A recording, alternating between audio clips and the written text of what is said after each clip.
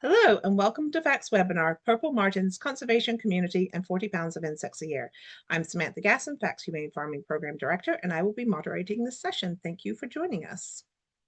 Before we dive right in, let me take a minute or two to do a few quick introductions. Food Animal Concerns Trust, or FACT, is a national nonprofit organization that works to ensure that all food-producing animals are raised in a humane and healthy manner. We accomplish this by supporting humane farmers through our Humane Farming Program, promoting policies that make foods from animals safe and healthy to eat through our Safe and Healthy Foods Program, and generally help consumers make informed food choices. You can visit our website at foodanimalconcernstrust.org to learn more about all of our farmer services.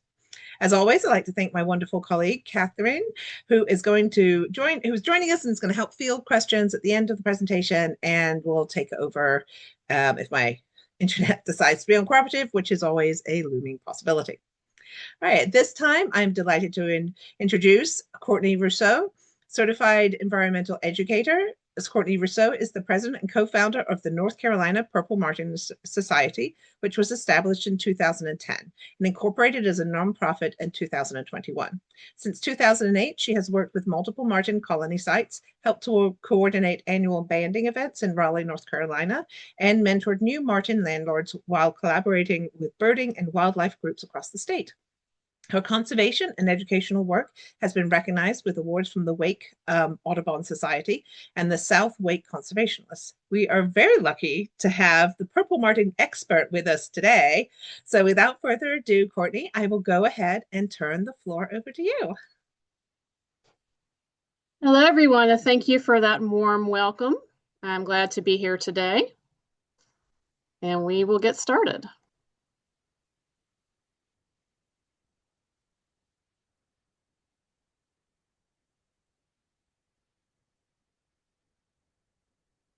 All right, so just a little bit about our organization, about myself. So the North Carolina Purple Martin Society is a 501c3 registered nonprofit organization. I am the current president of the organization.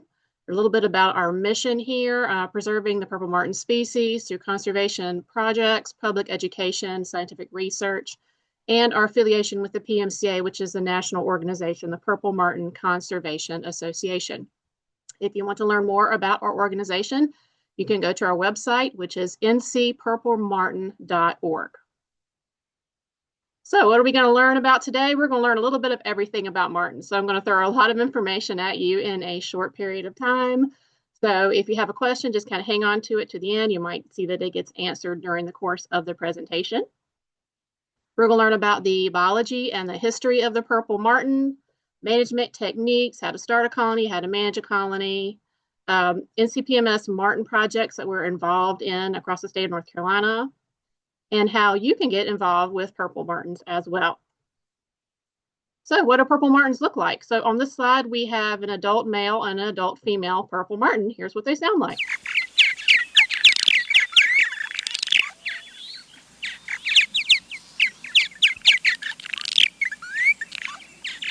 Nice sweet little sound.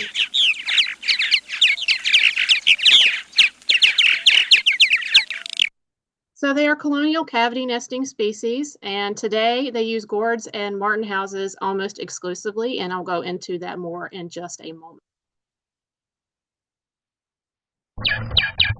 This is the male. And here comes the female. She's got a leaf in her mouth.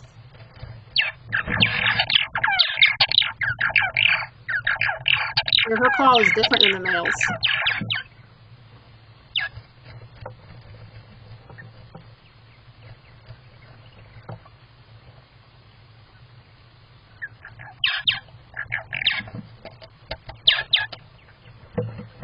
Arranging the decor a bit. So a little bit about history of purple martins and how they came to be in our current relationship with people as we know them now. So indigenous peoples put up gourds for purple martins, and they had been doing it for hundreds of years. Even before Europeans arrived to colonize North America, Native American tribes were already doing this.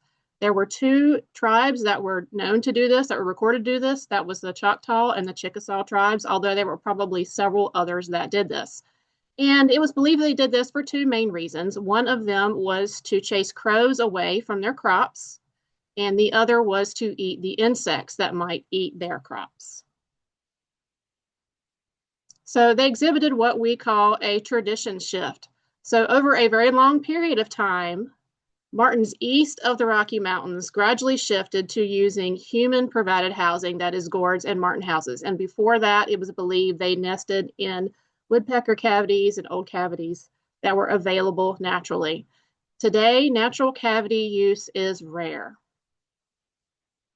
So we make a difference in their survival because we put up housing for them, and that's important to their survival. So a little bit more about the history. So I thought this was kind of a neat picture. 1892 in Nebraska. You can see this old martin house right here in this picture. And then even in the movies, we can see martins occasionally right here from the Yearling, 1946. Check out that old gourd rack there in the garden. Kind of neat to see that. So identifying martins, what do they look like? So this is the adult male purple martin. This is what we call ASY martin after second year. So when a martin is 2 years old or older, he will have his adult plumage, which looks like this. So as you can see, he is purple on his chest and on his back, on his head. He's probably the easiest of all the classes and ages of martins to identify. You can also identify him by his call. The males all have a click on the end of their call. This is an adult female, again, ASY female after second year female. Again, she's 2 years of age or older to have this plumage. So in this picture, you'll see that she has a dark area here near her tail. This is called a chrism. These feathers are going to be dark. And on her back, on her shoulders, she's got some purple here, and on her rump is purple, and on a little bit of her head, she's got some purple coloration there. So you can contrast that with the subadults. So subadult birds are about 1 year old. They do not have their full adult plumage quite yet. So this is a subadult male, and they are just starting to get their purple feathers. They may have a purple speckle here or there, and every subadult male looks different from another subadult male. So you can kind of tell them apart when there's two perched next to each other. They're all kind of individual. So you can see here, he's got a couple of speckles on his chest. You can see a couple of speckles of purple down here around his chrism and on his head. Sometimes a subadult male may only have 1 or 2 purple feathers. They don't all look identical. They don't all look like this one. So you can contrast that with the subadult female. Again, she's around 1 year old. See how brown she is. There's not a lot of purple here. A lot of white color here on her belly, and her chrism is white. So sometimes you'll see a very narrow stripe of brown in the feathers here on the chrism. Other times they'll just be pure white. So this is the subadult female. This is a young female. She is still old enough to reproduce. So let's talk about the breeding range a little bit of martins. So purple martins breed only in the northern hemisphere, and they winter in the southern hemisphere. So they do not breed again in the southern hemisphere. They only have 1 brood a year. And you can see here on the map where they come in during migration. So there are 3 subspecies of purple martins in North America. There's Prognosubis hesperia, which nests in cacti in the southwest.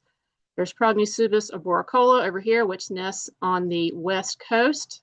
And then there's Prognosubis subis, which is the subspecies that we have here east of the Rocky Mountains that nests predominantly in man-made housing. So you can see on the arrival map when they start to come back into North America again, you can see it's pretty early. So there are already martins arriving back to North America from their wintering grounds. Over here, January 15th, that's about right. You can see they're coming into Louisiana and South Florida and Texas. You'll see some arrivals there. And then as time goes by, they gradually filter up higher and higher, more and more north. Now for North Carolina, we generally start seeing martins arrive towards the end of February, sometimes the middle of February. And you'll generally see them first around the Wilmington area, southeast part of the coast, and then they will start filtering in further north. So I generally see my martins in North Carolina come back starting around the last week of February. So I try to have my housing up and ready at that time for them because it's a returning colony. So martins need our help. Their population trends are going down. Populations are going down, and we'll talk about why that is in just a moment. So why are they declining? So one of the big reasons here is loss of nesting sites. So I don't know if this is true, maybe in your part of the country, wherever you're from. I know we have a lot of people in different states that are on this call today. but in my area of North Carolina, there's been a lot of development of open spaces, of old farms that are getting turned into subdivisions or turnover to new owners. Maybe the previous owners had up a gourd rack or martin house, and then the new owners didn't know what it was and took it down, or they weren't interested in continuing the tradition, so those martins lost their housing. They also have to deal with competition with non-native invasive species, and I will talk about what those are again in just a few minutes. And then in some other areas, they're dealing with declining insect numbers as well. So let's talk a little bit about migration north. So some of you may have heard the term called scouts. You may have heard somebody talking about their martins say, oh, my scouts are back, or I had a scout today. So what does that mean? So the scouts are really just the oldest martins. That's all they really are, and they arrive first. So the older adult martins, they have the biggest drive to migrate north first. So they're going to be the ones that show up at your colony site first if you have an established colony. The younger birds follow them by a few weeks, subadults 4 to 6 weeks later, as indicated here. So in this picture, on the top right here, we've got a photo of martins that had just crossed the Gulf, and they were resting after their migration on some nearby housing before they continued their journey north. And in the bottom right, we've got a pair of martins that have landed on some martin landlord's housing pole. He didn't have his house back up yet. They're there. They exhibit site fidelity. They've come back to where they nested previously, and they are wanting their house to get up. So they're waiting for the landlord to put that martin house back up for them.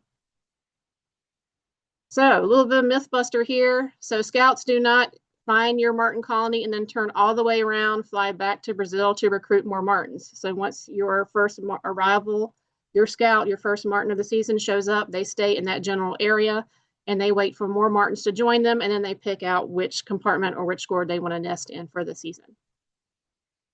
So how about migration south?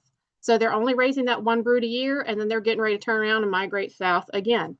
So there are some areas here in North Carolina and then one in Pennsylvania where they are known to have roost sites. So at the coast, Mans Harbor, there has been an active roost at the Umstead Bridge in Mans Harbor for many, many years. They were roosting right there on the beams on the bridge, and you usually see them there July or August. And then there have been roosts that have been so large that they show up on Doppler radar. And the last few years, we have been seeing one that shows up on radar on the Pamlico River around that area. The nutrient phosphate plant in Aurora has had them for a few years. And then this past year, it looked like they were over Lake Mattamuskeet. If any of you are familiar with that area of the state, there seemed to have been a pretty large roost in that area as well. So they are raising one brood, and then when that brood leaves, they are heading to a migratory roost, and that is by the end of the summer. So some of the research that we do with martins, we do banding studies with them. We put geolocators and GPSs on them. And we do that to track where they're going for migration, where their overwintering habitats are, where their molting habitats are, the migration pathways that they might take. And these devices are really small, they're really lightweight, and they're put on by federally licensed manders. And one of the things we've learned is how fast they travel during migration. This is just an average here, 370 miles per day at about 31 miles per hour. That's pretty fast. So this particular map that you're seeing on the right shows how long this particular bird that had a geolocator on it took to go south, what route it took to go south, and then again, what route it took to go north. Notice that they're not exactly the same. So it went south over Florida and over Cuba and went over to the Yucatan Peninsula before it continued south down to Brazil, spent some time in Brazil, which is where most of them are in the winter. And then it started its gradual migration north back to where it had nested the previous year, which in this case was in Pennsylvania. So a little bit about purple martin courtship. Purple martins don't mate for life. Thought this was kind of a funny picture. You got to wonder if you could speak martin what they were saying to each other. So an interesting fact is only about 10% of breeding pairs will repair in subsequent seasons. Usually they find a new mate the next season. A little bit about nest building and incubation. So here on the left, the top left, we've got an ASY male. Again, that's your adult after second year male with a green leaf. Martins like to use leaves in their nests. It's one of the identifying characteristics of a martin nest. The females have a brood patch, like many of our other bird species, that they use to do active incubation for those eggs. Incubation period isn't that long, 16 days, and sometimes the young don't all hatch on the same day. Usually it's within a day or two if everything goes normally. How about when they're nestlings? So this is a little different than some of our other songbird species. Purple martins take a long time to reach fledging age, 28 days, 26, 28 days. And then after they fledge, their parents continue to care for them for a while, 7 to 14 days of post-fledging care, teaching them how to catch insects and how to help avoid danger and roost sites and all of those things. So why does it take them so long to reach fledging age? Because when they leave the nest, they need to be able to fly very strongly up in the air with their parents. So let's talk about how long they survive, or what the survivorship is of different age classes. So how about those young birds? Before age 1, only about 27% of them survive past that age. How about age 1 to 2? The 1-year-old martin, 61% chance of surviving to year 2. So that's a pretty good odd there. But after that, it goes down a little bit more. So after 2 years old, only about a 49% chance of surviving after year 2. And that's due to the risks of migration year after year and the toll that reproduction takes on the bodies, especially for the females. How about the oldest purple martin on record? 13 years, 9 months. That's pretty good, beating those odds. Now, let's talk about what martins eat, because a lot of people are very interested in this. So they eat only flying insects. So they're not going to come to your bird feeder. They're not going to eat bird seed. They're not going to be hopping around on the ground eating seeds, any of that sort of thing. They're only eating flying insects, only eating insects they catch in the air. In fact, they eat, bathe, and drink while flying. They're just amazing what they can do. They eat a very wide variety of flying insects. They're not specialists, so they will eat all kinds of insects, as you see in these pictures here. And one individual bird can eat over 40 pounds of insects per bird per year, which is really amazing. However, some people might think, oh, I'm going to put up a martin house because they're going to eat my mosquitoes. Unfortunately, mosquitoes make up almost none of their diet, and this has been proven through studies from the PMCA. So there's many great reasons to put up a martin house, but having them eat mosquitoes is not the best reason. How far away do they forage from a colony site? So once you have an active martin colony at your house, they're foraging about 5 square miles from the colony during the breeding season. Now, when it's not the breeding season, when they're in their wintering grounds, they forage much further around. So some more pictures of things that they eat. It's just amazing the wide diversity of insects that they eat, and they consume, look at this number, 262 billion insects a year from at least 71 insect families. So this does help them survive, that they're not specialists on one particular species of insect. And they eat a lot of things that bug us. Here in the Southeast, it's been proven that they'll eat flying fire ants, which is nice, as well as June bugs, Japanese beetles, horseflies, deer flies, all the insects we consider to be pests. But they also eat other insects as well. Now let's talk about how high that they might feed. This is pretty interesting as well. They are the highest flying member of the swallow family. They are also the largest member of the swallow family. So during poor weather, if it's cold, if it's rainy, or if it's both of those things, or maybe super windy and cold, they may swoop around and feed low, but this is not typical behavior for them. Under favorable conditions, under normal feeding conditions, they feed a lot higher in the air. How high? So between 10 and 12 stories tall, up to about 50 stories high. So they're pretty high up in the air. However, they can go even higher to get insects. So with nice warm updrafts, they may get really, really high, about 100 stories high in the air. It's pretty amazing for a small songbird. So knowing that they are dependent on flying insects, they are very susceptible to weather issues. So after 3 days, they can starve to death if the feeding weather is bad. So bad feeding weather includes extended cold periods below 40 degrees, high winds, continuous rains. Even if we have a severe drought and there's no insects flying, they can starve to death, or the babies can starve to death. So a lot of landlords will use supplemental feeding to try to save them from starving to death. So there are ways you can do that. Because they eat flying insects, you can take advantage of that instinct to catch a flying bug. This kind of sounds funny, but you can actually do this. You can put crickets or mealworms in a slingshot or a spoon and flip them up into the air and train them to eat from that. Or you can place insects, crickets or mealworms or superworms on the porches of gourds or on the porches of houses. I've had especially good luck with crickets doing this. And then they'll come and eat them off the porch. You can transition then to a platform feeder. If you can see them recognizing that as food, you can put it in a platform feeder and then they can just fly down and get it off the platform feeder. After you get them trained to take food from a tray or flip from a spoon, you can transition them to scrambled eggs as well. So you might say, that's really cool and I want to get involved. So how do I get started in putting up marten housing on my own property? Before you put up marten housing, there's a few things you need to think about. So first question is, do you live in the marten's breeding range? Most likely, yes, if you're on this program. However, I would, because we have people here from other states, I would recommend that you check the range map on purplemarten.org and make sure that there are martens reported for your area. But if you're watching this from North Carolina, you are probably in their breeding range. This is the most important part. Do you have a good site location with open flyways? And we'll talk about what that means in just a minute. And are you willing to manage the housing? And I will go into that in a moment as well.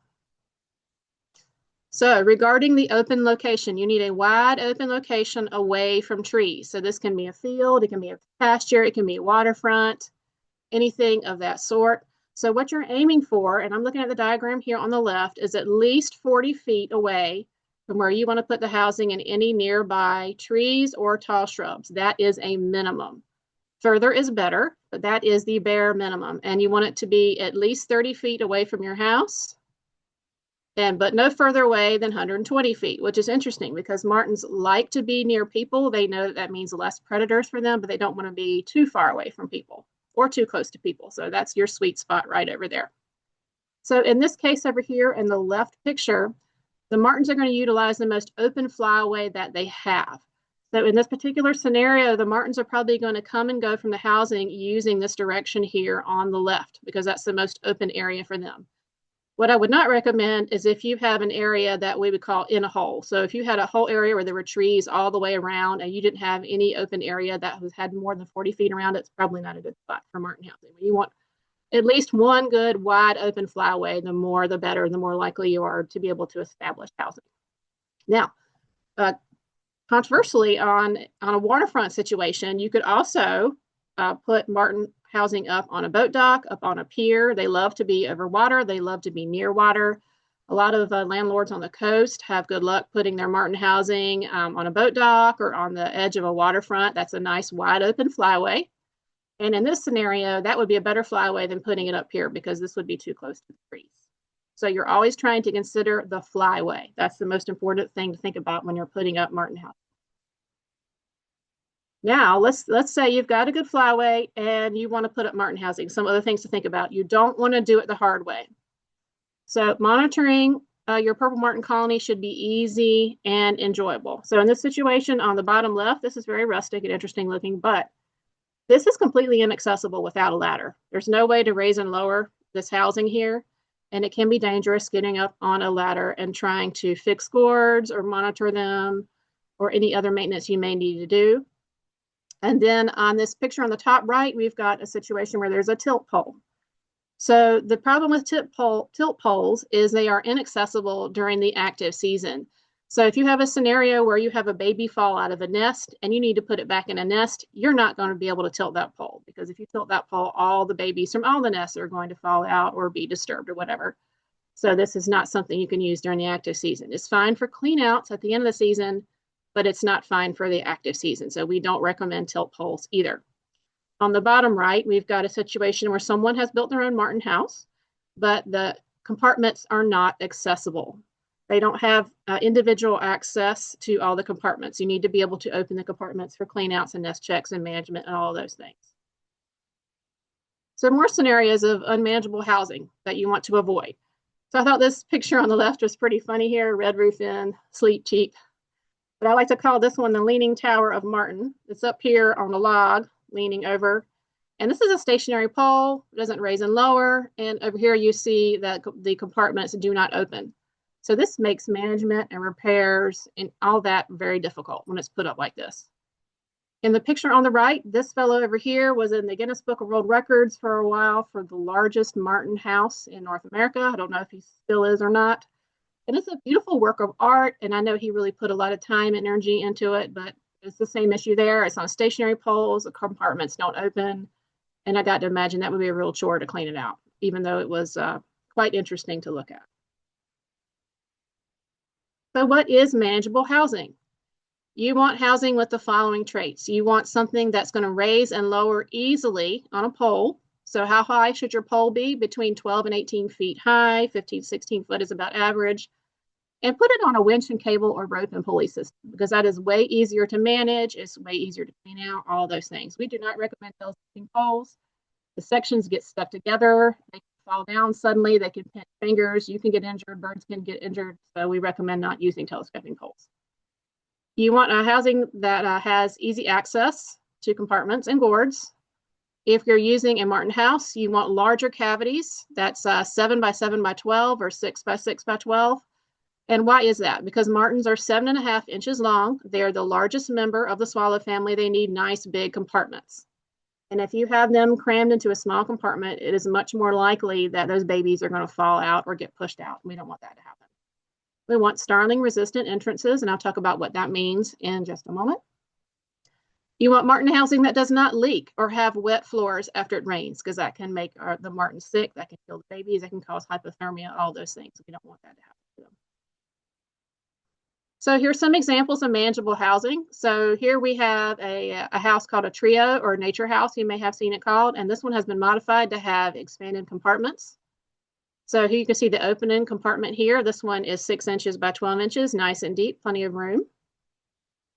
Here's a T14 Martin house. You can either buy or build one of these. Now those have a door that opens on the front, and then it opens the access to all the compartments there on the front for easy nest checks and cleanouts. And then we've got a Lone Star Goliad here, and same situation here. The front's on the house open. You can see the hinge point here, and there's a pull pin here. You just pull the pin out, and you can swing the door open for easy nest checks and cleanouts. Any house you have, if you don't have one of these, can be modified and improved to make it better. And we have more tips about that on our website. How about gourds? Gourds are a great choice, especially in central North Carolina, even eastern North Carolina, and parts of western North Carolina. And why is that? Because they are very attractive to Martins. They lead to reduced nest and porch domination and higher occupancy rate per pole. So sometimes what will happen with a Martin house is you'll have a male that'll get aggressive and he'll take over more than one compartment. And then you end up with only 1 or 2 active nests per side of a house as opposed to filling the whole house. So you oftentimes end up with more occupancy rate per pole when you use gourds. Now, something to keep in mind when you have gourds is they need to be at least 9 inches in diameter. Why is that? Again, because Martins are 7.5 inches long on average. They need lots of space. If you're going to use gourds, you need to make sure that they are opaque. So you don't want to have the greenhouse effect with a translucent gourd. If you're not sure, if you have a thin plastic gourd, hold it up to the sun. Can you see your hand through it? Something to keep in mind. If you have a thin walled gourd, you can try painting it to make it better. But it's best to start off with nice opaque gourds. You want to make sure that your gourds don't leak and that they have ventilation features. I have information on how to add ventilation to gourds on our website. You can go and look at that at a later point. And you want to make sure that your gourds are on a pulley or winch operated system to make for easier management and cleanouts. So what are some recommended gourd brands or types that you can use? So over here on the top left, we have a super gourd. These are plastic manufactured gourds. These are really good gourds. They will last you for many, many, many years. They are UV resistant. They are tough. They are the right size, all of those good things that you want, and they have clean out ports. Over here in the middle, we have an excluder gourd. This is a good gourd, but what I will say about the excluder gourds, this is an issue that has come up with them over and over again, is some batches of them that have been released from the manufacturer have the entrance that's slightly too small. So if you have excluder gourds and you're not really sure about them, you feel free to send me a message after the program today and we can discuss that in more detail. Also, we have Troyer vertical and Troyer horizontal gourds. Those are really good manufactured gourds, so the right size, they have the right features for good management. And you can also use large natural gourds. Now, you may have noticed on this slide that I put an X over the round hole. We don't recommend round holes because they let in starlings, and I'll talk about starlings in just a little while. If you have any other brand of gourd, make sure that they meet minimum recommendations before you buy them. And that means that they are at least 9 inches in diameter and that they have clean out ports, they have UV resistance, and they are opaque. So what if you want to build your own Martin house? So I've got a few examples here. I know there's a lot on this page, but if you're someone who likes to build your own Martin house, we have options here for you. I'll just give you a second to look at these. We've got wooden houses. You can use polywood for these. There's a styrofoam house. These are all QR codes. You can scan these with your phone and get the plans. The plans are several pages long, so that's why I've got the QR code here for you to scan and you can peruse them at your leisure. And how about if you want gourds? So over here, we've got plans here for build your own gourd rack, purchase plan here at the top. If you want a gourd rack that looks like this and you want to build one, there's your plan code there. And if you want to build one, which is a free plan, we've got this one over here on the bottom left. Just give you a couple of seconds to look at those.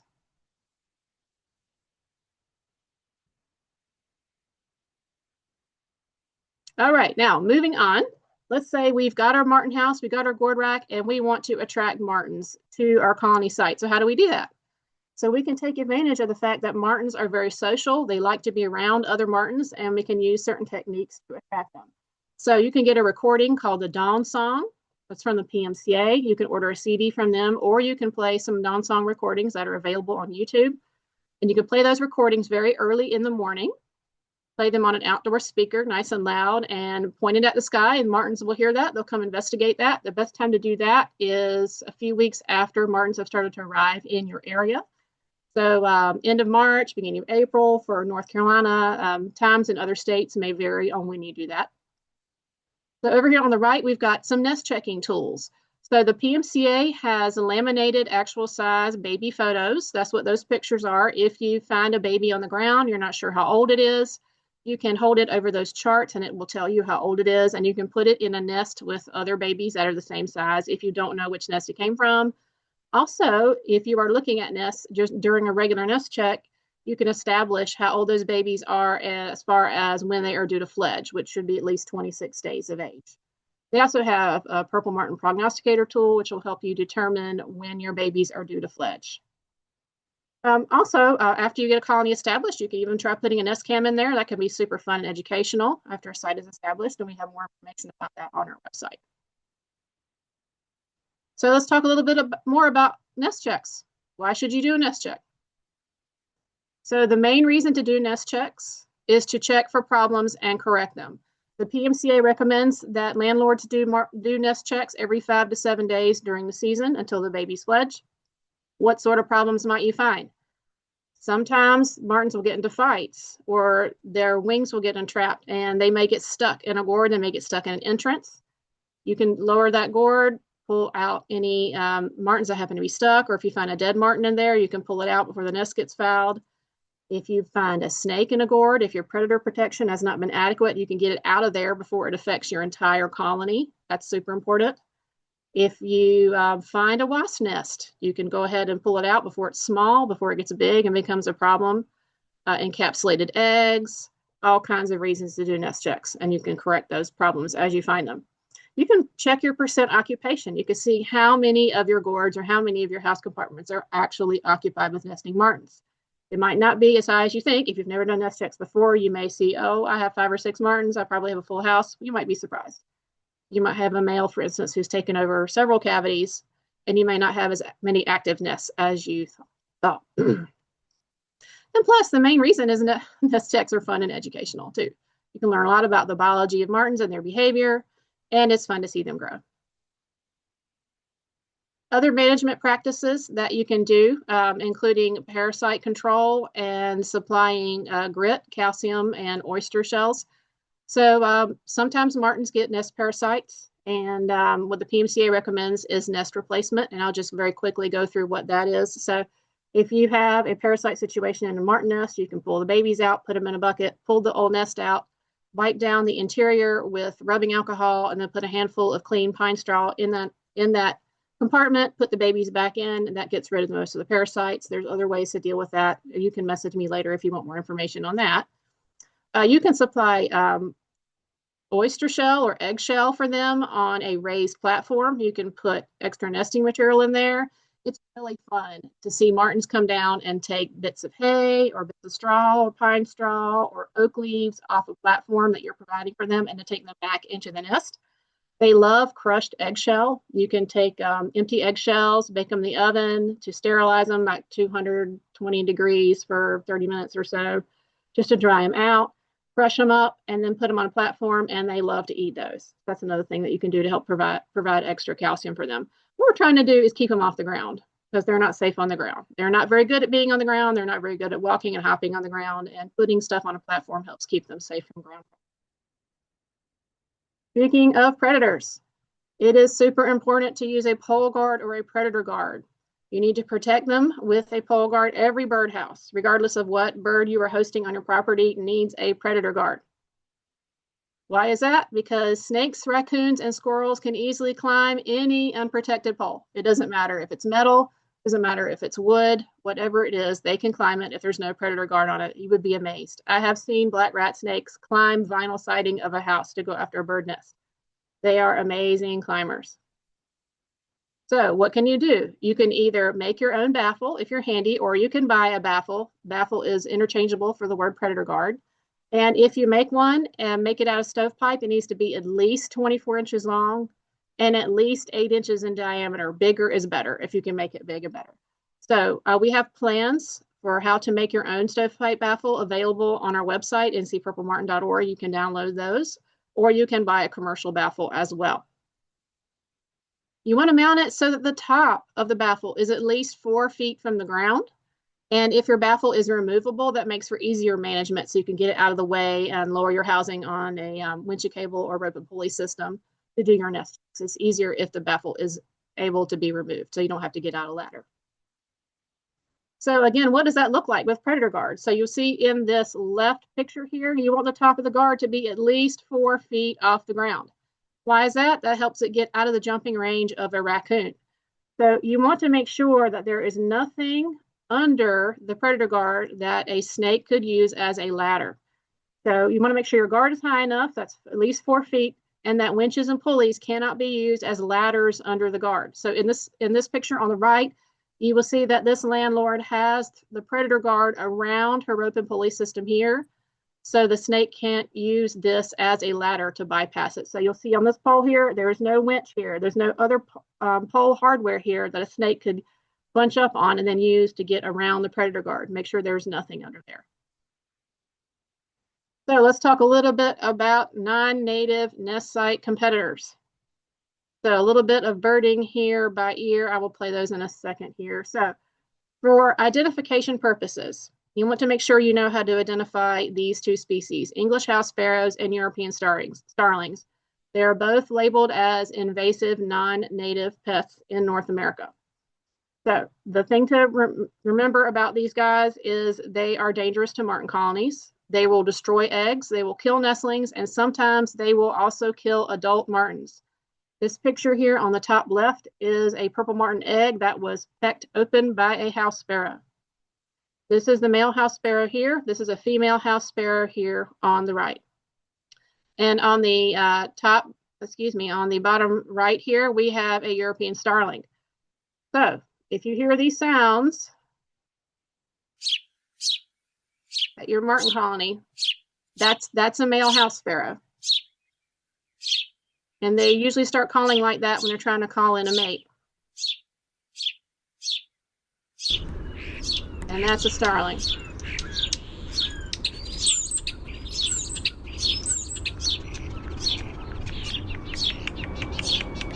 So we do not want these species to nest in our martin housing because they are invasive and they will displace the martins.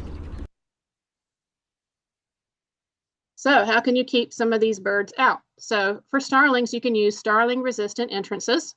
And here's some examples of those here. This is an excluder one here. There's many different kinds. Here's a crescent. This is a very common one here. Looks like a half moon shape.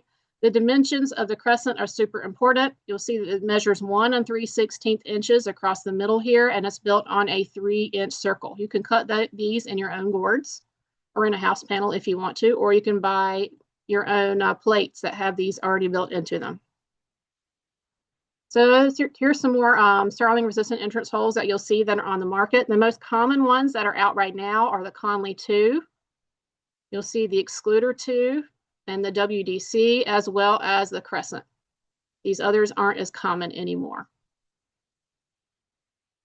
But they all have the same idea, which is to restrict the starling from getting in there and to protect the martins from the starling. Starlings have long dagger-like beaks that they can use to peck baby martins, to peck their eggs, and to peck the adults. And they are bigger than martins, and they can seriously injure them. So when you have a starling-resistant entrance hole, it's super important to mount the porch correctly. So you'll see in this diagram that the base of the porch is 1/8 inch or less from the base of the crescent.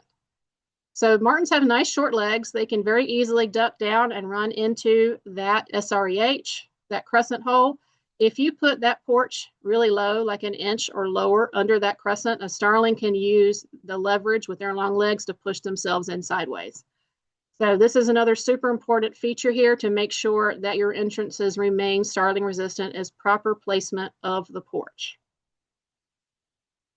Another thing to consider that martins have issues with are hawks and owls.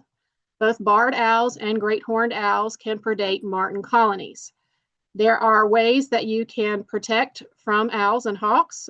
Some other common predators include Cooper's hawks, sharp-sinned hawks, in some cases merlins.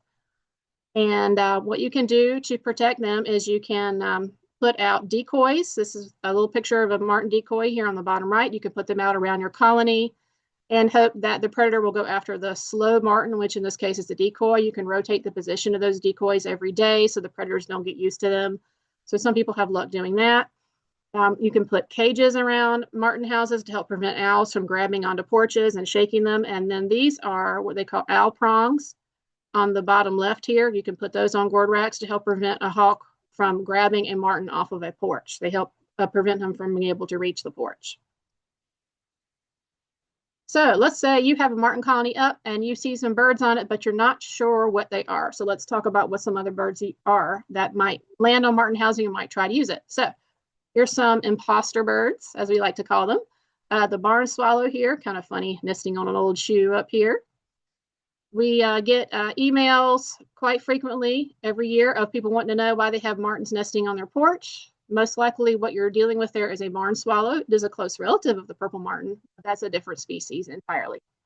So they build their nests out of mud, and they look a little bit different than the martin. They're also smaller than the martin. So over here on the right, we have tree swallow, again, another relation of the martin, but they have a white breast here and a white coverts under there and kind of a greenish back to them. They are smaller than martins. They're also cavity nesters. About some other birds you might encounter. So here's some other native birds that might try to use your martin housing. Need to be on the lookout for these. So we've got the eastern bluebird, the tree swallow, the house finch, the house wren, tufted titmouse, great crested flycatcher. Of these, I'd say the most commonly encountered are the bluebirds and the tree swallows that will try to use martin housing. And I'll talk about in a few minutes what you can do to help prevent that from happening. You don't want another native species to nest in your martin housing because they can chase martins away. If they get over into your martin housing first and they establish a nest in there before you have an active martin colony, they will chase your martins away. You don't want that to happen. So what can you do to prevent that? You can provide housing for those native cavity nesters away from your martin house or your martin gourd rack. So if you have the right location, you can host all these other species as well as martins with a little thoughtful placement of those other houses. So your other housing needs to be at least 30 feet from martin housing. At the very least, I would probably go 40 to 50, depending on what species you're dealing with. Tree swallows, you can usually go a little closer. Bluebirds, sometimes a little further away. The idea is you want those other species to be established in their own housing so they are not then trying to defend your gourd rack or your martin house from other martins. You want martins to use your martin house. You want the tree swallow, for example, to go in their own gourd. So that's what we've got this picture here. Because they love cavity nesting too, just like our martins do, but we want to have their own housing available for them to use away from the martins. So here's some other nests. You might look into your gourd or your martin house and say, I have a nest in here, but I don't know if it's a martin nest. What do I see? So house sparrow. This is our non-native invasive species here. If you let house sparrows build, this is often what their nests look like. It has this tunnel shape to it. They tend to really pack compartments or gourds full. Tree swallows over here, they tend to use feathers in their nest. If you see a lot of feathers in a nest, it's probably not a martin nest. They especially love white feathers. Compare that to a purple martin nest here, which is a little flatter, and martins like to use leaves in their nest. You're not going to see a whole lot of feathers over here. And then we've got the starling in the bottom right here. That's a big bulky nest over here. And that's a non-native invasive over here. So how about eggs? You see eggs, you're not sure what species they belong to. So A, B, C, and D here are all martin eggs. So this first one in A is an old unhatched egg at the end of the season that just got dirty in a nest and never hatched. B is what we call a capped egg. So that happens when you have a hatched eggshell that gets stuck on top of an older unhatched egg. And in that case, that has a double shell on it. And if you don't pull those apart, that egg can have trouble hatching. So, and that's another reason to do nest checks. If you find a situation like that, you can very gently pull this cap off of the egg underneath to help this egg hatch normally. C is a normally hatched egg before the parents remove the shell. Most of the time they do. D is an incubated egg. Compare that to E, which is a tree swallow egg. So they're also white, but they're smaller than a martin's egg. And then F and G, let's look at those. So F is a European starling egg. Notice it's blue, but it's big. And then this is a bluebird egg, a nice blue bluebird egg. Sometimes bluebird eggs are also white. Most of the time they are blue. And then H and I, we've got our invasive house sparrow down here. And then I is the house wren, which is a native here. A few other nests you may see in your martin housing that aren't martin nests. Again, here's your bluebird. So we got those blue eggs. We've got a nice round nest, well woven together of pine straw or grasses, no leaves, and not flat. Over here, we have the beginnings of a Carolina chickadee nest and tufted titmice. Both of them tend to use moss as a base in their nest. So if you see moss going into a cavity, it's not a martin. Over here, we've got a finished Carolina chickadee nest over here. And we've got a house wren nest on the bottom right. House wrens like to use a whole lot of sticks. So if you see a compartment or a gourd filling up with sticks, it's not a martin nest. So what is the goal of a purple martin landlord? We're trying to conserve the species, especially given that they rely on us to provide housing for them. So the goal is to fledge healthy and strong young, providing quality housing for them. The average success rate is only about 50%, but in good years can go as high as 80%. And that success rate goes up a lot when we manage the housing. So what is the NCPMS's role in conservation? We remember that Martin's future is in our hands. So our role in conservation includes scientific research, doing banding and tagging projects. We're going to be doing a big one with Columbia this summer. We'll have more information about that later on our website. We do public outreach through social media and educational events like this one that we're here to let people know about martins. And we do various conservation projects. We put up public martin sites. We want people to know about martins. We want people to enjoy martins so they will appreciate that they need to be conserved. So why should you get involved with martins? Management leads to increased nesting success. Again, you're checking for problems, you're correcting problems, you're making sure that many of those babies fledge, as many as can possibly fledge. And they experience greater nesting success when we take an active role in their survival. They won't abandon their nests when they're inspected. Martins are very tolerant of nest inspections. Oftentimes when you're doing a nest check, they'll just circle above your head. And then when you're done, within a couple of minutes, they'll come right back and continue feeding their young or incubating their eggs. And again, the PMC recommendation is to monitor their nests and keeping records. It's considered a good management practice. And at the end of the season, if you have kept all those nest records, you can send them into the PMCA at the end of the season and they will use it as part of their citizen science project to monitor the populations of purple martins all across North America. So your data matters, and they really appreciate having it. So how can you get involved with martins in Wake County if you live in Wake County or near Wake County, North Carolina? We have a colony at Yates Mill Pond Park in Raleigh. You can get involved as a nest monitor over there, volunteer with us. There is a pretty big purple martin colony at Prairie Ridge Eco Station that's run by the North Carolina Museum of Natural Sciences. You can volunteer with them. We have a colony over at NCSU Faculty Club, which is also known as University Club in Raleigh, which is right next to the vet school. We do our banding events over there every year. There's also banding events at those other 2 sites I mentioned. And then we have a site at Sugg Farm Park in Holly Springs.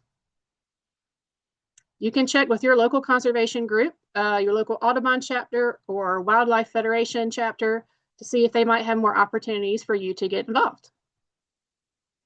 Other statewide sites, we have one in Clemens, North Carolina at Yadkin River Nature Trail at Tanglewood Park.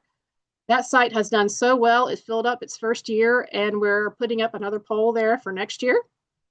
Also in Jacksonville, we've got a Lone Star House out at Northeast Creek Park. Again, we're thinking about expanding those sites as well. They have done really well. So how can you otherwise get involved with our group? We would love to have more people be site starters. So if you live near a park and you are willing to help start a martin colony, we would love to work with you. We would love to have people help us monitor sites, help to hang gourds during season opening, help take down gourds during takedown cleanout time, and any other special projects that might arise through the season. A few more learning opportunities for 2026. This is just a few that are coming up here pretty soon. So if you happen to live in Virginia or nearby that area, the Purple Martin Field Day is coming up on June 27th, and you can go to purplemartinfieldday.org to learn more information about that event. Also, the NCPMS has a few more things coming up. Gilbert Pearson Audubon, you can come talk to me in person. That will be out in Alamance County. And again, Wake Audubon in Raleigh, I'll be out there in person doing a presentation in March. And then you can come talk to me and one of my other board members in person at the Chatham Ag Fest in Pittsburgh if you'd like to come see us there and ask us questions, or come just talk to us about your martin colony. We would love to talk to you. Conservation projects. So one of the things we really love to do is to help support public martin projects. They help increase awareness of purple martins. There are so many people that are moving into this area from other states. They've never heard of purple martin. They don't know why purple martins are important. If you live in an area that is not conducive to host your own purple martin colony in your backyard, you could think about sponsoring a community martin project in your area. Parks or schools can be a good place to put up a martin colony. We have worked with youth of various ages through our public martin sites, so that's always a fun thing to do.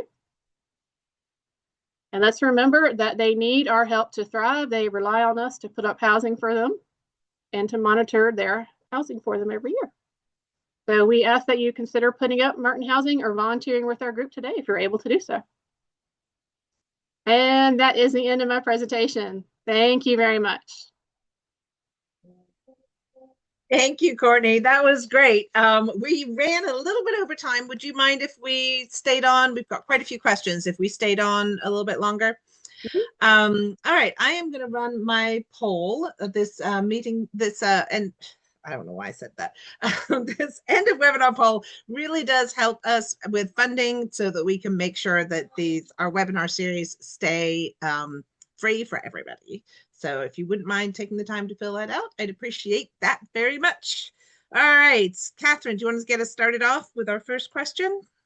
Sure. Actually, Courtney, before we do that, if you need a drink or anything like that, feel free to take a drink. And then, all right, good.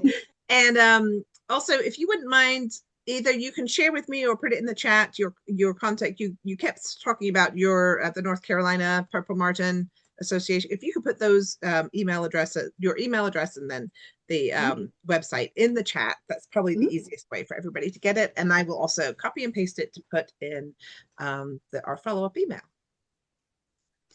All right. We've got a Oh, well, I'll wait until you've done that. Give folks a second to answer the poll too. There we go.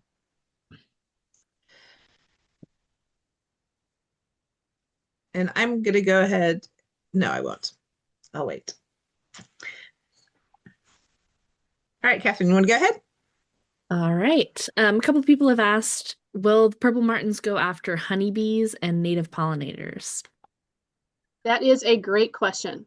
So I know many people who have honeybee colonies, and they also have martin colonies. And what will happen is they may eat a couple of bees, but there has not been any substantial effect on their bee colonies. So you can have both pretty successfully. Martins are generalists. They don't specialize on bees. They may eat a few, but it shouldn't have a big impact on your bees. All right, great. I've never heard of this before, but Robert asks, will they help control with New World screw worm flies? I don't know what those are. Hang on, one person said they didn't see my info come through, so I'm just retyping that. I copied and pasted it. There we go. Here we go. Okay. All right, so the question was about screwworms. So I don't know specifically about screwworm flies. I do know that martins eat lots of members of the Diptera family, which includes flies in general. So they may eat some. I wouldn't say that they're going to specialize on removing screw flies in general. It would be probably a good thing if you want to put up a martin colony to also integrate housing for bluebirds and tree swallows if you have the right habitat for them to help go after as many other species as possible. While we're on that, maybe we can cover a couple of the other specific what insects will they eat questions. Since we have quite a few. One is, do martins like regular house flies, or are those too small?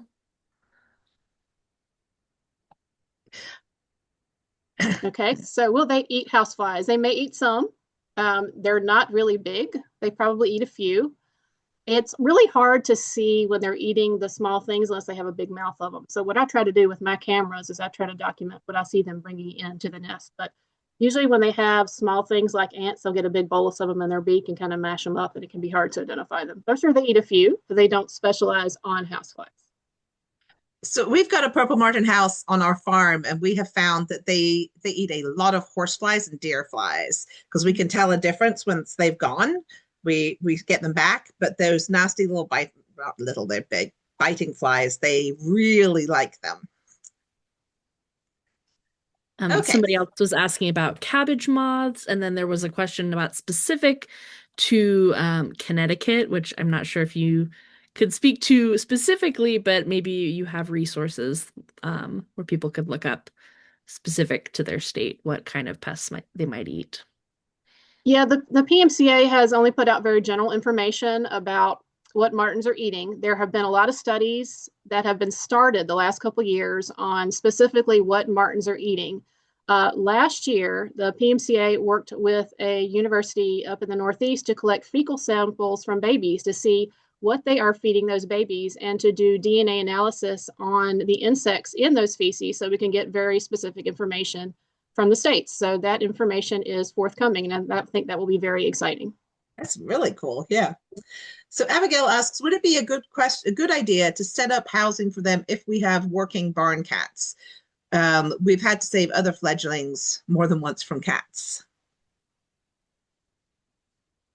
So if you have outdoor cats, if it's possible for you to restrict their access to that area, that would be the safest thing. It's not normal to find a baby purple martin on the ground. Usually they will stay in their nests. However, they can get pushed out of their nest. They can jump if it's hot or if their nest gets wet and uncomfortable. So the best management, I think, in that situation is going to be to do a daily walk around under your colony just to make sure there's no babies on the ground, you don't see any problems, and to take care of them as soon as you see them so a ground predator doesn't have a chance to get All right. Our next question is, I see that their range is up to 5 miles from the roost site to a feeding area. Currently, there is only one known purple martin house about 3 miles away. Is there such a thing as oversaturation of too many purple martin houses within a specific square mile area? We had quite a few questions associated, sort of along that line. So the oversaturation question is a great one that I would love the PMCA to study more. There are some people that have huge martin colonies, over 100 gourds or lots of houses in their acreage, and you wonder how much the ecosystem around them can support. So that is a great question. I would say 3 miles between colonies is nothing. That's no problem at all. We have found that colonies that are located near wetlands or near a body of water tend to find insects a lot faster. They have shorter feeding trips for their young, which makes sense if you know that bodies of water tend to produce more insects. But as far as a specific carrying capacity for the ecosystem, I don't have that particular data. I wish I did. That would be really good to know. Yeah, well, that's the one thing about livestock and poultry farms. We can grow some flies. We're like little Pez dispensers for these purple martins. They come anyway. I also, in some of the questions leading up to this webinar, nobody's asked this yet, so I'm going to go ahead and ask it. Do you have to have the colony near a body of water? And what? Nope. And okay, and then another question that multiple people asked is like, how do you attract them if you've got put everything up, it's all good to go, and they're still not seeing birds coming to the colony? How can they attract them? Yeah, so on one of my previous slides, I described some attraction techniques. So keeping in mind that purple martins are very social, you can put a purple martin decoy on your house, and you can play a recording called the Dawn Song. That's DAWNSONG, and point it up at the sky and play it as loud as you can stand it. And that call will get up in the air, and you would be surprised how fast it will come down and see. So if you've got a martin within a few miles, it'll hear it up in the air, it'll come down and want to know where that sound is coming from. Oh, It's that's a cool. great tool. I'm not sure if you touched on this in your slides, but are there sparrow resistant openings? So that is a great question. Unfortunately, there are not. House sparrows are smaller than martins. So if there is an entrance a martin can get in, a house sparrow can get in it. There is only resistant entrances for starlings because starlings are bigger than martins. With house sparrows, it's more of a control issue for sure. So do you have a website where you can get those songs from, those bird songs from that allow recorded submissions, or I think that's what sites that allow recorded submissions are preferred? I think that this question is more like using the Merlin app if you're trying to figure out if what you're hearing is a purple martin. Not So the to question, download the recording so then you can blast it into the sky to attract the birds. Okay.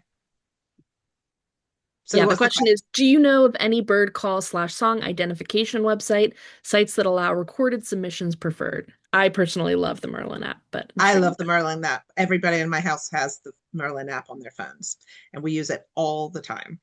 Yeah, I think Merlin is also my favorite. Yeah.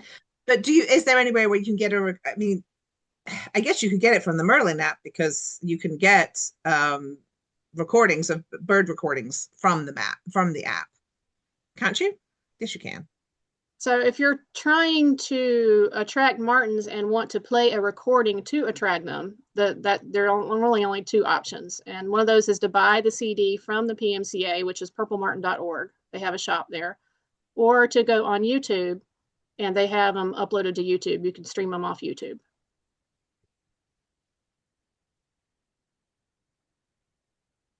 All right. Catherine, would you mind asking the next one? I'm putting this on. Yeah. I'm writing this down. Our next question is, what do you do when you find non-purple martins in those nests? Okay, so if it is a native bird species like a bluebird or like a tree swallow, if it just has a plain nest, no eggs, no babies, you can pull it out. You can put up another house for them. And if it's early in the season and all you've got, for example, is just a bluebird trying to nest in your martin house, close off the martin house, put up a bluebird box for them and wait for them to lay 1 egg in their house before you open your martin house back up. Now, if it is a non-native invasive species like a house sparrow or starling, you can legally remove the contents of the nest, whatever it is. Okay, so do you have to clean out the nests at the end of the season? That's a great question. I would highly recommend it. The nests get very dirty and stinky at the end of the season. They break down, they can attract flies.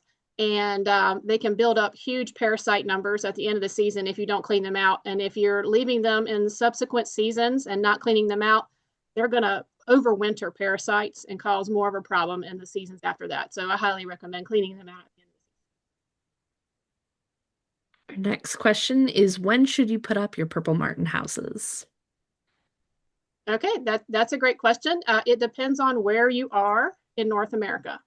So for instance, where I am in North Carolina, since I have an established colony site across all my sites, I put up my martin housing the last week of February. So as far as what date that is, that depends on the weather. But I try to have it up before that last day of February. What you want to aim for is to have it up roughly 2 weeks before your arrivals came last year. So if you're in another state in the north and your first birds didn't come until April 1st, you're going to want to put it up in mid-March to have it ready for any early arrivals that might come. If you have never had a martin colony before, it's your first time trying to attract martins, then you want to put it up 2 or 3 weeks after the first arrivals have been spotted in your area, because the first arrivals that have been spotted are going to be going to established colonies.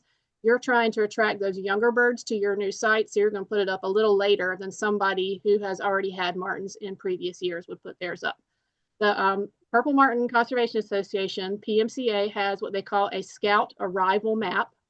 You can go to that map on their website, purplemartin.org, and it will show you where martins have been seen in the United States, and that can give you an idea as to when you can put up your housing in your particular state. So this is sort of crazy. I mean, we clean out the houses, but we just like threw up the purple martin house, I don't know, sometime in January, the very first time we did it, and we ended up with tons of them the first year. And so we haven't done any of the things right, but it's okay, because we have purple martins. They keep coming back every year, so it worked out okay. So Sonia would like to know when and how to raise and lower my trendsetter, and horizontal gourds are mounted underneath the trendsetter house. Sorry. Aside lowering during storms, what level should I be keeping my house at?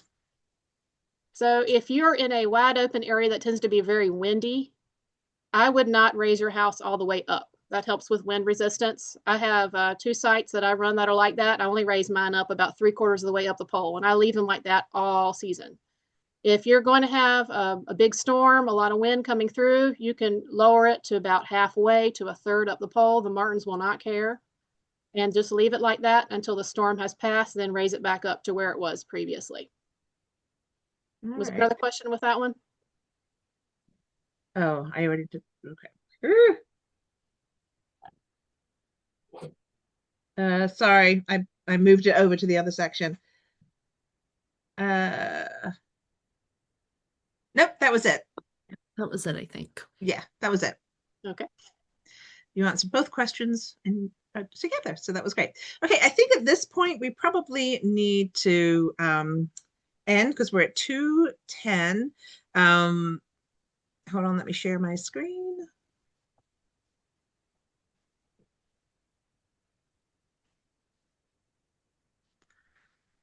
All right. So thank you, everybody, for attending today. This was great. This actually came out of, this webinar idea came out of another webinar, and purple martins came up, and there was a lot of people saying, I would love to learn more about purple martins. So it's very exciting that you were willing to speak to us, Courtney, and you really do, you just know an unbelievable amount. It's amazing. So I have a couple of housekeeping items to share before we sign off. We will be sending out an email probably later today or tomorrow with a lot of the links. We were trying to capture those as we went along that Courtney shared, and you will also have a recording of the webinar. And those QR codes, you can also get those when you see when you rewatch the webinar. So we're actually not going to be meeting next week because I'm going to the American Pasture Poultry Producers Association's annual conference, which is amazing. And if any of you are going, want to get up with me there, be sure to send me an email. We'll meet up. But we will be back February 10th with an introduction to farm animal welfare certifications in 2026. I'll send links to all of this in the follow-up email. So I'd like to thank everybody. This was a fantastic webinar. I really appreciate you, Courtney, and I appreciate everybody sticking with us the extra 11 minutes. Thank you very much, everybody. Bye-bye for now.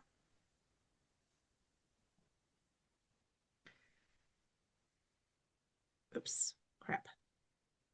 Oh, sorry. I always forget. When I'm sharing, I forget how to actually turn off, how to exit. All right. Thank you so much, Courtney. Really appreciate it. I sent you an email, so if you wouldn't mind responding to that, that'd be great. Okay, you're welcome. Have a great day. You too. Bye-bye. Thank you.